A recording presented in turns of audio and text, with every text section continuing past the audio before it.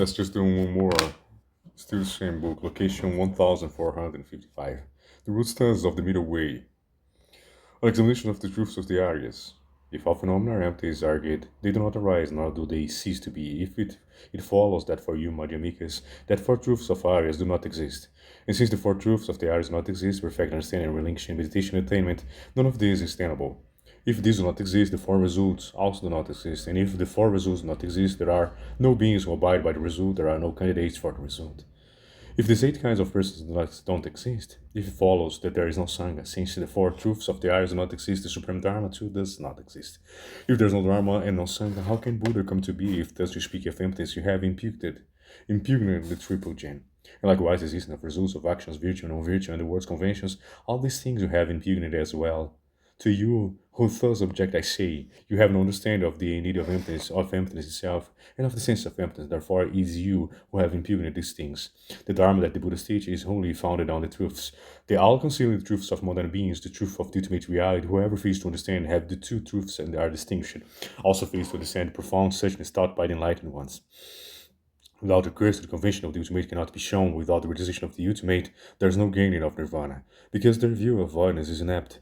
Those with little wisdom are brought low, as it is as if they grasped a snake ineptly, and ineptly cast a magic spell, knowing thus how hard it is for feeble minds to sound its depths. The Buddha's heart but did utterly draw back from setting forth the Dharma. If also do you draw your consequence with regard to emptiness, they are not valid, nor denial of emptiness for me it has no validity. Where emptiness is granted, everything is likewise granted. Where emptiness is unacceptable, are likewise unacceptable. You charge me with a fault that is your very own. You're like the mounted man who overlooks the horse on which he rides. If you think phenomena exist by virtue of their own intrinsic being, your view must be that these beings so all things are without cause and conditions, thus results together with the causes, agents, tools, and objects of activity, production, sensation, results, all these you have disproved by such a ploy. Whatever is dependent arising, this has been explained as empty. Independence upon something else is imputed existence. This is the middle way indeed, because there's nothing that is not dependent arise, there's nothing that's not empty. And if they were not empty, all these things could not arise, nor could they cease for you, if they therefore follows that the four truths of the Aryas do not exist. How can suffering come to pass if it does not dependently arise? Impermanence, it has been taught, is suffering. It cannot therefore have intrinsic being. If it has intrinsic being, how can they have origins? For those therefore who impugn emptiness, there is no truth of origin. If suffering has intrinsic being, no cessation can it have. By nature, it will utterly remain cessation, therefore is refuted. If the path possesses intrinsic being, its cultivation is untenable. If the path is something we must cultivate, it does not have the being you ascribe to it. If suffering, origin, cessation are inexistent, what end of sorrow through the path do you believe can be attained? If the lack of perfect understanding has itself intrinsic being, how can perfect understanding come?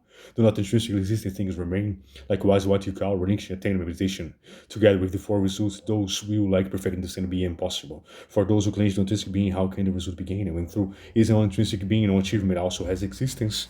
If the result does not exist, there is no one who abides by the result, nor are there candidates for it. Since these eight beings have no existence, it follows that there is no Sangha. And since there are no noble truths, neither is there a sacred Dharma. And if there's no Dharma, no Sangha, how could Buddha come to be? It follows that the Buddha, in your view, does not depend upon enlightenment. In your view, enlightenment does not depend upon the Buddha. Those who are Buddhas, in your view, intrinsically, although they strive in both sides of deeds, that they may gain enlightenment they cannot gain. No one ever practices virtue or non-virtue. For what is to be done with what is not empty? There is no activity in which has intrinsic being. And even there is no right or wrong, these fruits in your view must exist. Results that come from right or wrong according to your view do not exist. If in your view results exist and come from good or ill, results like this, how could they not be empty, coming and they don't from right or wrong?